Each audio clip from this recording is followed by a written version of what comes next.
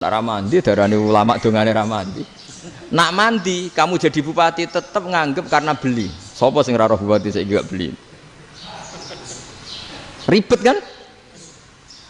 Ketika mereka jadi ngunsurkan doa kamu apa karena kemarin beli? Yang beli maksudnya enggak beli enggak usah tersinggung. Jadi ribet ngadepin. Ndak artinya gini loh, boyo doa itu jangan dipakai begitu loh. Kalau minta nasihat, tak nasihati jadi bupati yang baik, gubernur yang kalau minta doa itu resikonya.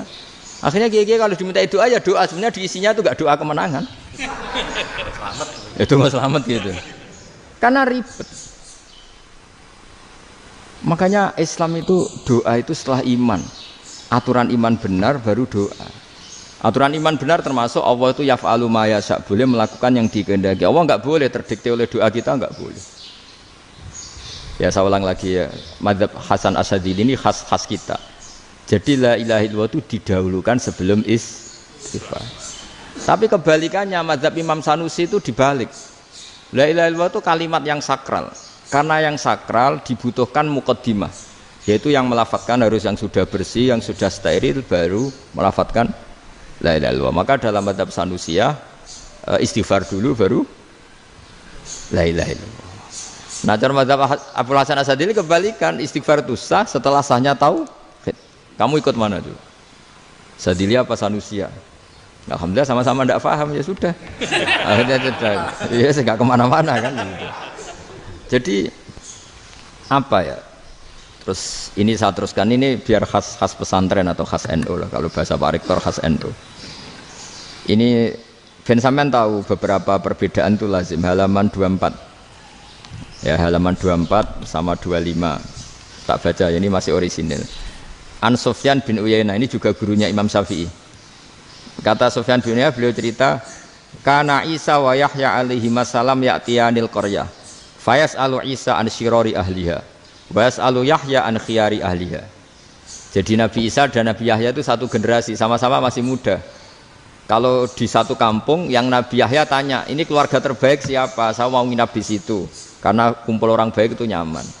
Kalau Nabi Isa kebalikan, keluarga terburuk mana ya, saya tak di situ.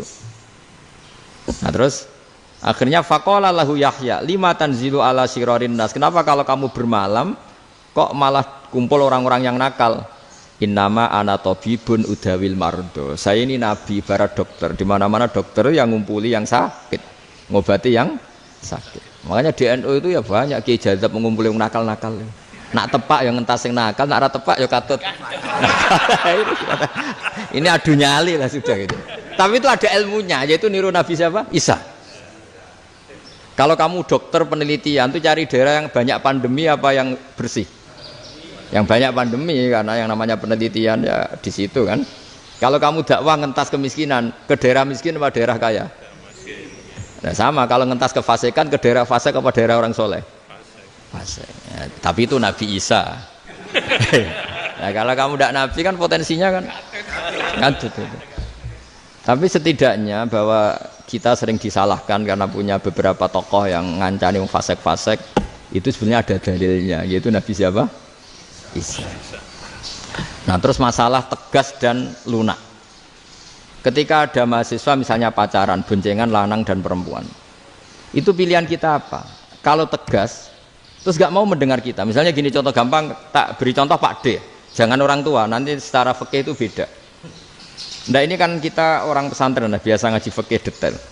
Kamu Pak D seorang perempuan, mahasiswi misalnya, sering pacaran, setiap ke situ sama pacarnya kamu diam saja, padahal kamu dosen keislaman.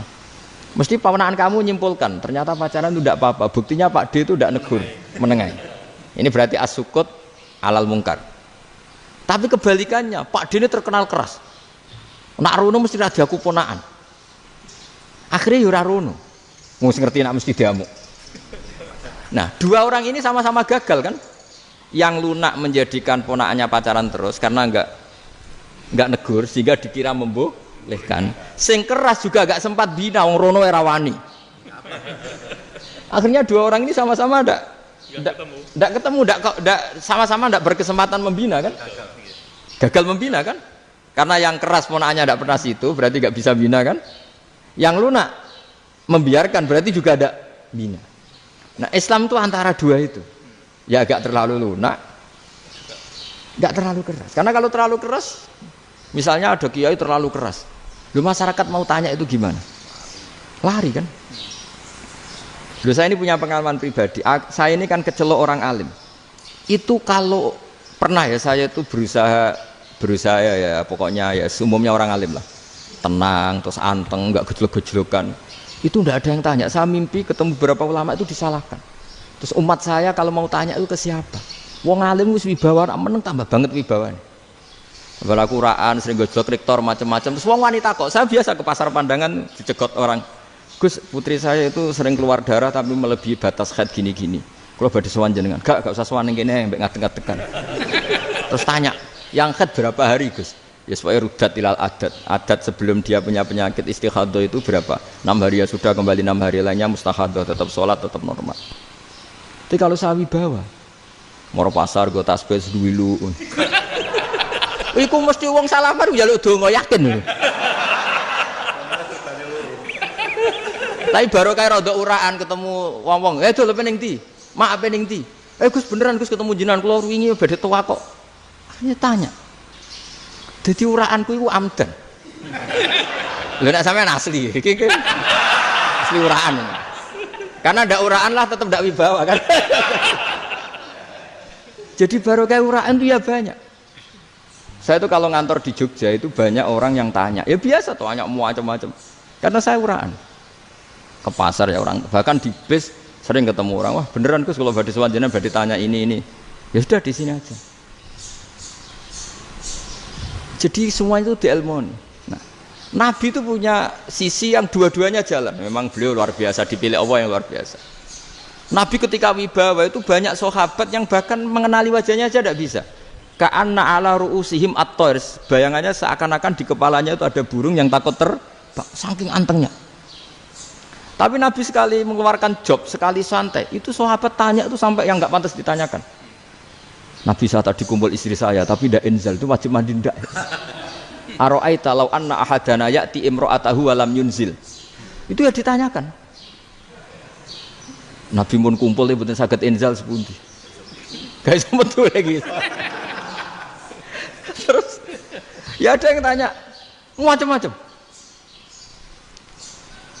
Ya saking ada sahabat dipanggil Nabi tambah lari, dipanggil lagi tambah lari.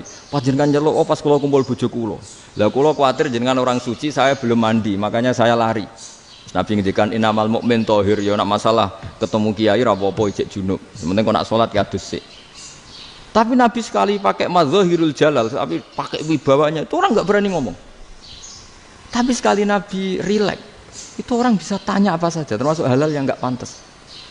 Loh, ada sahabat itu tanya lucu, tanya Maimunah. Maimunah itu ya cantik tapi sudah agak tua lah. Maimunah, ya umal mukminin, hukumnya ngambung bojo pas Ramadan piye? Wah gak roh aku, gak tahu diambung kan Nabi pas Ramadan. Tanya Saudah, wah malah orang-orang diambung kalau Saudah itu kan wis tuwa itu. Lucunya istrinya jawab, tanya Aisyah yang mungkin Nabi, iya yang mungkin tanya Aisyah. Itu yang usul ya istrinya Nabi Maimunah. Selalu Aisyah, tanya be Aisyah. Ya Amirul ya umal mukminin gini-gini. Wah Aisyah yang cantik masih perawan kan. Qabbalani Rasulullah bahwa oh Nabi biasa ngambung-ngambung pas Ramadan dan beliau tetap puasa. Akhirnya fakih ngarang kan wa takbil fi Ramadan wa tublah la tubtilu shauma ngambung ora. Iku ya udah biasa di sini. Ya nasib bojone ayu. Ndak ini artinya seasik itu. Jadi garwane Nabi sing ngrasa rodok tuwa. Wah aku ora tahu ya. Kok Aisyah. Serilek itu dulu itu. Maksudnya orang-orang Islam pertentangan itu. Maksudnya ini ya balik semua ini bedanya orang pesantren sama orang kampus. Kalau orang kampus mau cerita agama itu rahmatan lil alamin, tapi nyontokno rileke ora iso. Agama itu rilek, tapi nyontokno rileke ora iso. Mergo ya rapati ngaji. Contohnya ora iso, dadi mau gawe kaidah kok Islam itu rahmatan. Jadi Nabi itu lah, Allah juga gitu. Allah itu kalau sudah memperlihatkan madzahirul jalal, itu mbok malaikat Jibril rawani. Ketika Allah dengan madzahirul jalal. Tapi kalau Allah dengan madzahirul jamal, madzahirul apa? Jamal. Iku ya gojol-gojol kan ambek makhluk gojol. Ya buli-bulian cara sakniki. Ya sampean delok ning hadis syafaat itu, akhiru man dakhalal jannah atau akhiru man kharaja minan nar itu di beberapa judul. Ada seorang rajul yang ahli neraka ya, dintas mbek pangeran terus didudono swarga. Gusti, swarga sengiler tok ora wong wayu, roh wis ngiler tok. Ngerjaluk Gusti mosok roh tok ora oleh mlebu. Jarimu asal mlebu metu kon neraka ora jaluk-jaluk meneh. Sumpah lho ya, gak jaluk apa-apa meneh. Mboten Gusti. Sekali saya keluar dari neraka ndak akan minta apa-apa lagi. Wis. Wallahi, wallahi. La as'alu ghairaha. Mesti ghaira khoslah, ghaira tilkal khoslah. Ya niku pokoke selain keluar dari neraka saya ndak akan minta lagi. Didono swarga wong dokelon serwibet kan. Sing bojone elek kan dendam dadi ning swarga iku. Swarga wis macam-macam. Gusti mosok roh tok ora oleh mlebu. Jarine janji ra njaluk meneh. Akhire ya wis didelokno neraka. Jadi pangeran jawabe gampang didelokno neraka. Roh neraka begitu menyakitkan, begitu ngeri. Sudah Gusti saya ndak minta surga, sementing enggak masuk neraka. Rabbana srif anna adzab jahannam. Setelah lama itu diadepno swarga njuk mlebu swarga, terus diadepno neraka. Akhirnya ya sudah. Saiki mlebu swarga gak apa-apa. Iku jawabe lucu. Atas taziu jenengan ngenyek kula. Wong karuan ra di swarga kok mlebu swarga. Terus akhirnya mlebu swarga, kan mlebu swarga tamanna, sangen-angen sing mbok jaluk apa? Orang angen-angen yang indah-indah, laka wa asratu amsal ya siku tak turuti wa asratu amsalih lan lipatan ke-10. Jawabe wong lanang ya lucu. Atas taziu bi wa anta rabbul alamin. Jenengan pangeran kok ngenyekan. Maksudnya wis karuan aku ora pantes. Terus jare pangeran la astazi'u bika walakinni alama asya'u qadir. Aku gak ngenyek kowe, pancen aku pangeran. Nuruti kowe iku iso. Jadi Allah sendiri ketika dengan madzahirul jamal itu malaikat ya ono sing wani bantah. Masyhur itu kan malaikat sing bantah pangeran ataj alufiya mayufsidu fiya wasfikut. Karena Allah dengan madzahirul jamal. Yang paling masyhur Nabi Musa. Nabi Musa itu ketika Nabi Mi'raj. Nabi Mi'raj itu beliau kira-kira di langit keempat lah yang masyhur atau kelima. Ngelangkahi. Nabi Musa menangis, ya Rabbi ini apa-apaan? Orang sing ja'a ba'di kemudian melangkahi makom saya ini apa-apaan? Jadi Nabi Muhammad kan apapun hebatnya kan junior. Kok melangkahi makom saya ini apa-apaan? Enggak fair. Sampai Nabi Muhammad itu tanya gini sama Jibril. Reaksi Allah gimana ketika melihat Musa seperti itu? Jawab malaikat Jibril lucu. Ya roh hiddatahu. Allah sapal gayane Musa. Biar. Jadi lucu. Ya dibiarin aja sama Allah. Tapi wong jenenge Nabi Musa itu kekasihnya Allah. Tetap berkah bagi kita. Betul. Ketika setelah Mi'raj diwajibkan sholat 50. Gentenan Nabi Musa kelihatan nabinya. Sebenarnya Nabi Musa itu sebetulnya loh, enggak nguntungkan kita sebetulnya. Tapi yang nguntungkan. Sebenarnya enggak niat nguntungkan kita, tapi nguntungkan. Nabi Ibrahim kan di langit ke-6, keren lah. Konti jong ketemu Allah ngeten-ngeten kan sholat 50. Karena Nabi Ibrahim terkenal Nabi baik ada bantah. Bareng Nabi Musa. Kenapa diceluk pangeran? Kula kan salat ping 50. Inna ummataka la tutiku dalik. Wah, gak kuat umat. Serai-rai gak umatmu ora ngarah kuat 50 rakaat. Tapi sebenarnya Nabi Musa itu niatnya bukan membela kita. Fa inna ummati la umatku sing gagah-gagah ra iso meneh umat. Berarti sebetulnya ya itu masih pakai gengsinya sebetulnya. Wes ngono-ngono lah sementing kita untung. Sebetulnya dia itu gak terima wong umat saya aja yang lebih kuat. Gak kuat apalagi umatmu. Lah terus sebutin irji ila rabbika fas'alhu takhfif. Itu berarti Allah dengan madzahirul jamal. Sudahlah, datang ke Allah minta keringanan. Allah itu baik. Minta, ambek Allah diringana mau 5 tok. Jadi cek 45. Balik ke Nabi Musa, piro 45. Cek ra kuat umat. Wong umatku ra kuat. Jadi sebenarnya dia bilang umatku ra kuat. Lho cara Nabi Muhammad model wong Malang. Yo beda umatku mbek umatmu. Ribet kan? Beda. Lho Nabi Muhammad kan enggak seperti itu kan? Enggak punya akhlak Malang kan? Akhlak. Maksudnya akhlaknya mujur itu loh, akhlak yang baik gitu. Ya, akhlak yang mujur bukan yang Malang gitu. Jadi Nabi ya manut. Tinggal 40 kan, dikurangi lagi 35 sampai 9 kali kan. Masyhur itu. Ya kan kalau dikurangi 55 kan berarti turun naik kan 9 kali. Lalu itu setelah 5 itu Nabi Musa aja usul, masih ragu. Iku cara Nabi munggah nentek. Ini entek ya. Terus iya doa tuntas betul. Bisa bebas. Terus munggah ado-ado lha opo? Ngapain itu? Akhirnya Nabi Muhammad sudah sampun ya kalimah Allah, saya ini malu sama Allah Musa.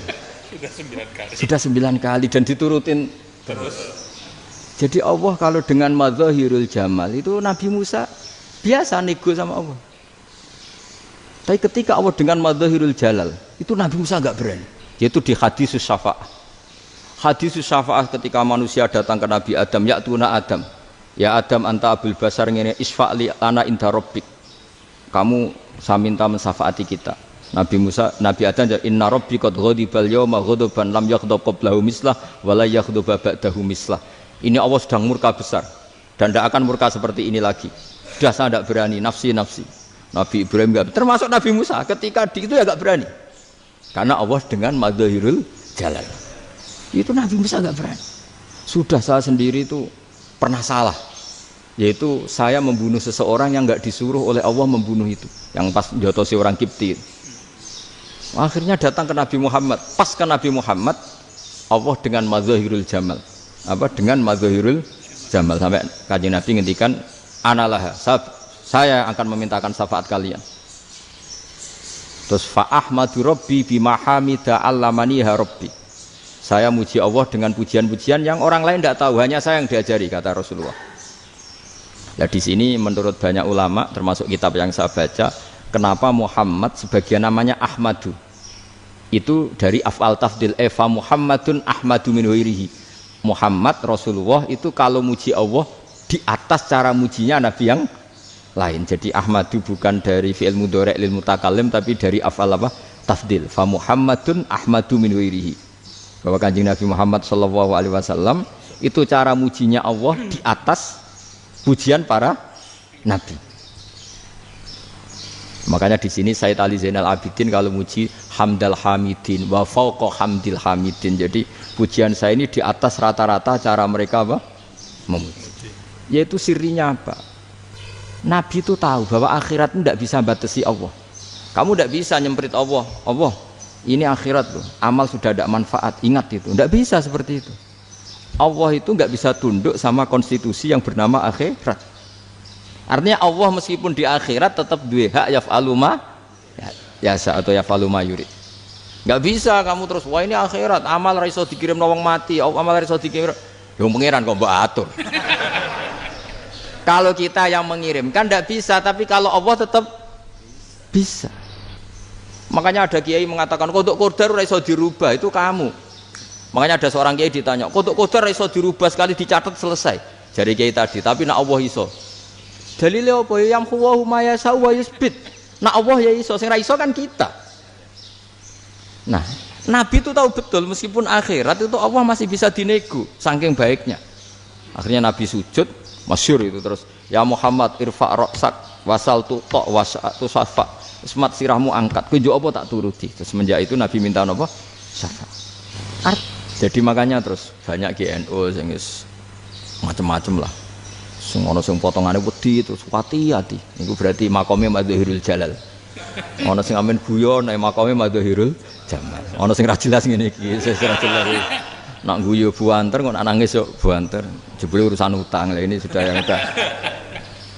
Jadi makanya yang rileks saja. Sebenarnya agama ini santai, rileks karena agama ini harus bifarohin wasururin.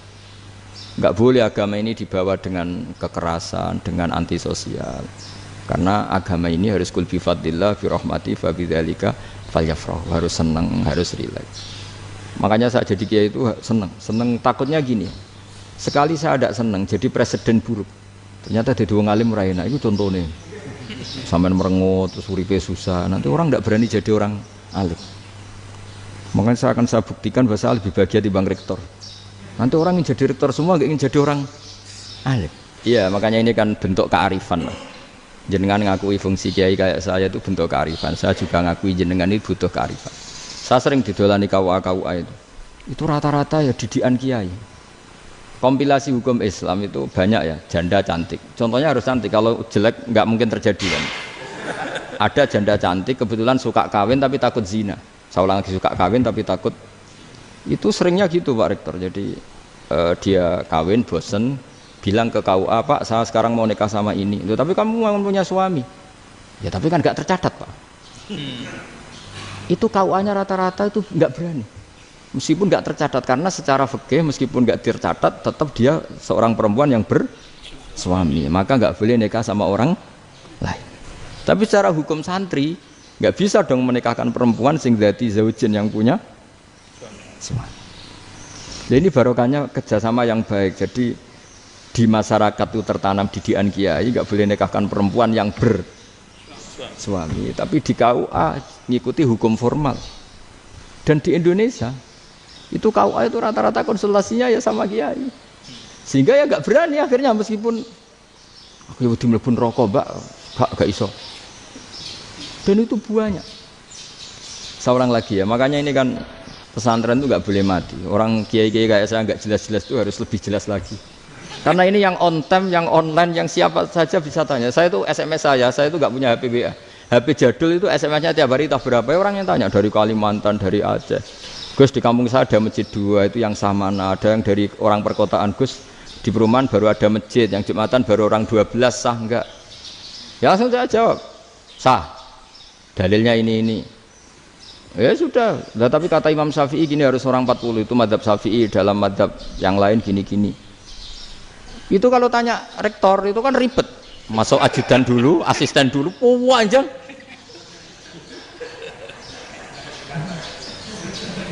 Wah itu kan ribet kan, memanggil dosen dekan VAI dipanggil, dekan VAI nggak mau langsung jawab, cari dosen yang nekuni itu. Usul fikih saya nekuni itu baru seminar, nunggu dulu mbak ini orangnya baru. Panjang ya, bisa tutup Islam kalau kesuwen. Coba kalau tanya kiai kan nggak ketemu di jalan. Dulu Mbah Zubair kata Mbah Mun, saya termasuk santri yang diapresiasi Mbah Mun. Dhisik Mbah Zubair yang ngono, anak nong takok pesuan gak oleh. Gak takok ning kene.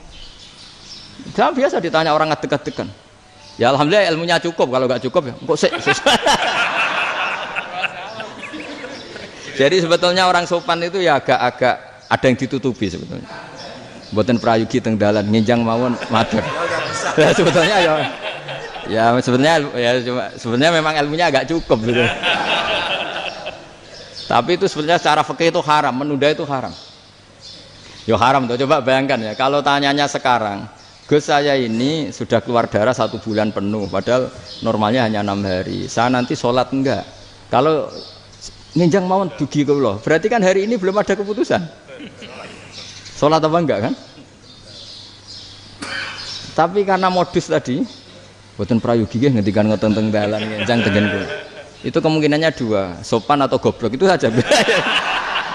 Kayaknya kalau sopan enggak lah.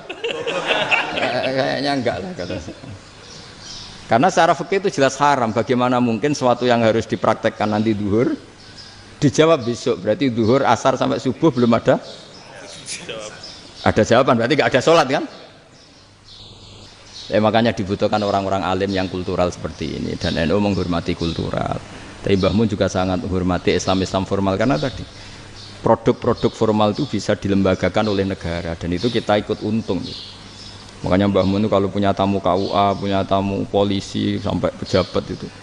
Kenapa saya contohkan KUA? Supaya jangan kira seperti pendapat orang-orang hasud, wah mesti aja disolani presiden seneng, menteri seneng. Enggak juga. Sebenarnya semua kiai itu mulai KUA sampai polisi, polsek, polres itu seneng semua. Karena sama-sama diajak mengawal bangsa ini, diajak mengayomi semua masyarakat. Tapi kadang-kadang masyarakat ngeritiknya, jenenge kiai disolani menteri ya seneng presiden. Padahal yang sowan kiai itu ya mulai KUA, Kapolsek, kepala desa, RT, Mudin. Itu Mudin kalau tanya ya lucu-lucu. Gus kalau nate nyembelih pitik kemanian, pitike go gede man. Akhirnya wis ngerti nak kemanian langsung tak sebelah meneh. Terusane ku sak ta ora. Ribet. Ya tak jawab, lah pitike masih ku jek urip to ora. Cek urip Gus. Wis sah cara mazhab Malik cek urip. Karena itu ada perdebatan antara mazhab Malik dan mazhab Syafi'i. Nah, cara Imam Syafi'i itu agak ketat. Hewan yang punya kehidupan sudah muttoribah, misalnya ayam jago, contohnya harus jago, karena kalau ayam kecil diikhlaskan haram. Jadi, yang cilik wae kan gitu. Fikih itu ya, fikihnya orang Indonesia itu pecundang. Kalau ayam kecil nggak ditanyakan, mate ra wis. Kalau jago ditabrak truk kejet-kejet. Andai kan nggak disembelih pun mesti mati. Itu cara mazhab Syafi'i itu haram. Karena penyembelihan ini tidak menjadi penyebab kematian, tapi memang karena kecelakaan tadi. Tapi cara mazhab Imam Malik enggak. Andai kan nggak disembelih, matinya kan 2 menit lagi atau 1 menit lagi. Andai kan nggak disembelih, berarti mati sekarang itu bawaan pisau apa bawaan kecelakaan? Ya sudah halal gitu cara-cara. Nah akhirnya ya saya bilang ya sudahlah kita semuanya mati.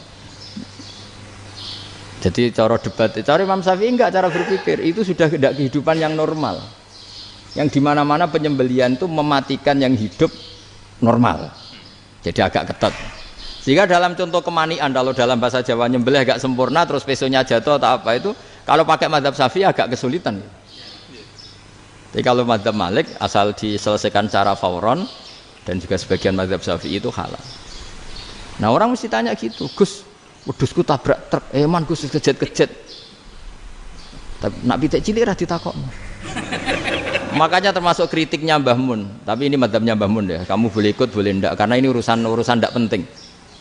Dari wong-wong lucu, nak ditakoki yuyu muni haram mergo amfibi. Yuyu ngerti sampean? Yuyu nggih. Tapi nak ditakoki kepiting muni halal. Mergo nak yuyu haram gak eman, nak kepiting eman. Padahal alasannya coba, kenapa yuyu haram? Karena amfibi kan, bisa di air. Pertanyaannya, kepiting seperti itu ndak? Nah, tapi kepiting kalau haram kan eman.